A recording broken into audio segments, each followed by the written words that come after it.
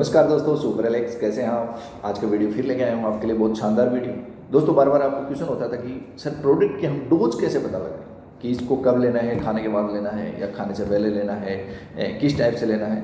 बार बार आपके क्वेश्चन ऐसे आते रहते हैं, तो इन्हीं क्वेश्चनों का मैं आंसर देने के लिए आज आपको एक शॉर्ट में और एक स्विच वीडियो बना के देता हूँ, जिससे आपको ज़िंदगी में कभी भी कन्फ्यूजन नहीं होगा। आयुर्वेद के प्रति, आयुर्वेद मेडिसिन के प्रति, आयुर्वेद प्रोडक्ट्स के प्रति, आयुर्वेद जो भी हर्बल्स जितने प्रोडक्ट हैं उनके प्रति आपको कभी भी ऐसा महसूस नहीं होगा कि इसकी डोज हम कब लें, इसको खाने के बाद पहले लें या खाने के बाद लें।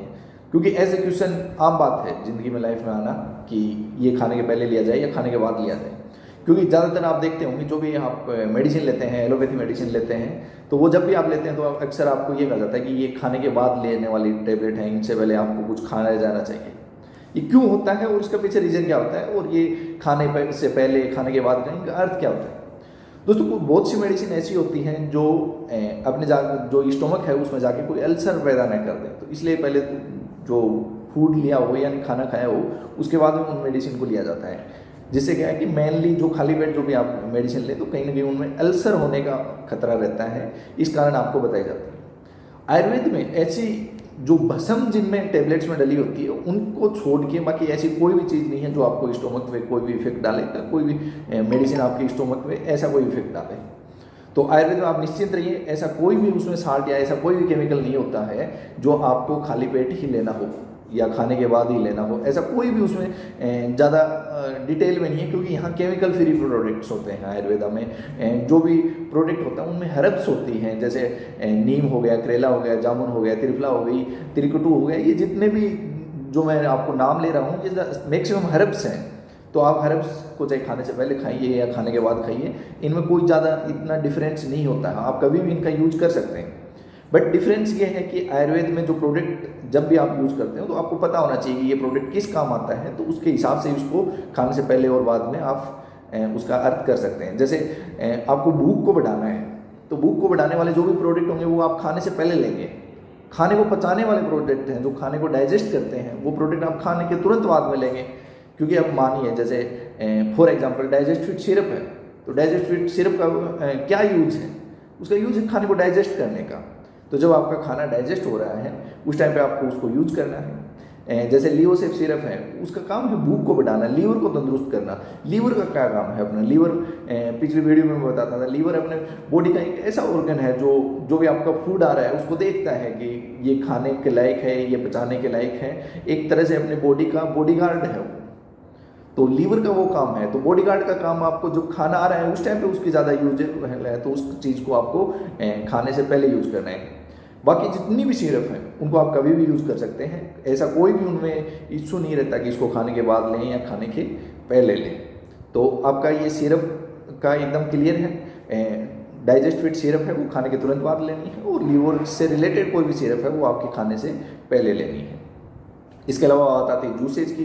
जूसेज आपको सुबह अगर मॉर्निंग में खाली पेट लेते हैं तो बहुत शानदार रिजल्ट देते हैं, चाहे एलोवेरा जूस हो, व्हीट ग्रास हो, सुपरबेरी जूस हो। सुपरबेरी जूस ऐसा होता है कि उसमें विटामिन सी भरपूर मात्रा में होता है, तो सुबह सुबह आप उसको खाली पेट न लेके उसको नाश्ते के बाद ले सकते हैं, जिससे उसका और बेहतरीन रिजल्ट आपको देखने को मिलता है।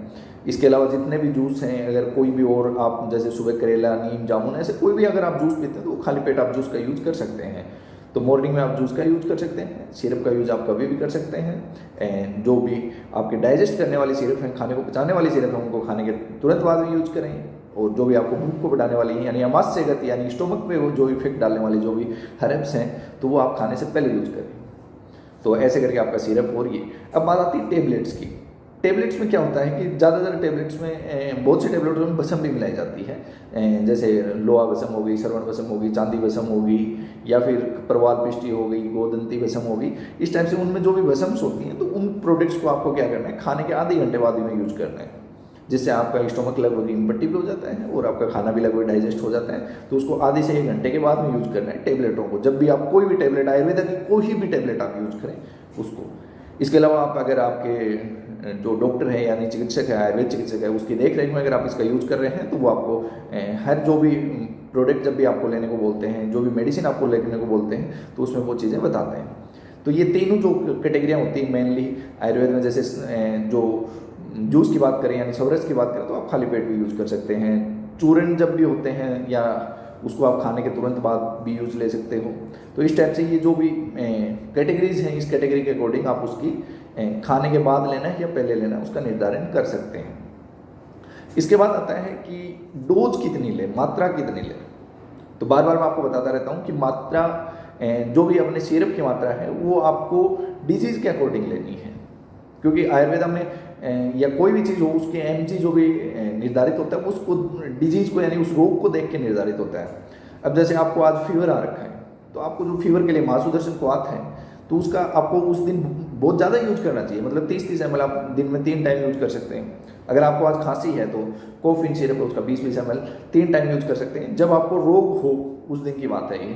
अगर आपको रोग नहीं है, आप डेली लाइफ स्टाइल में एकदम ओके हैं, फिर भी आप प्रोडक्ट यूज कर रहे हैं, क्योंकि आयुर्वेद का जो उद्देश्य है स्वास्थ्य रक्षणम, यानी स्वास्थ्य शरीर की स्वास्थ्य की रक्षा करना, ऐसा जो लोग कर रहे हैं वो काबिल तारीफ लोग होते हैं, क्योंकि शरीर के स्वास्थ्य की रक्षा करना अपने आप में एक बेहतरीन काम होता है।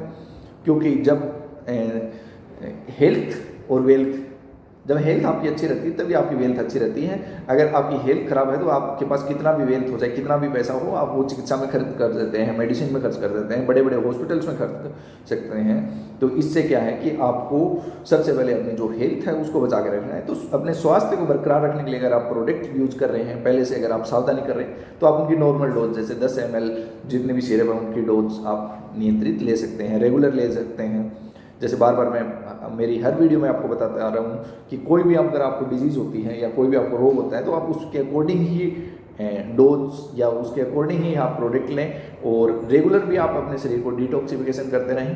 तो इससे रिलेटेड आपको डोज का और कब और कौन सा प्रोडक्ट लेना है इसका मैंने आज आपको वीडियो में शॉर्ट में बताया है। और अब इसके अलावा आने वाले वीडियो में मैं आपको कुछ एक अलग से जानकारी दूंगा। तब तक के लिए चैनल को लाइक करें, शेयर करें, सब्सक्राइब करें। थैंक यू, शुक्र।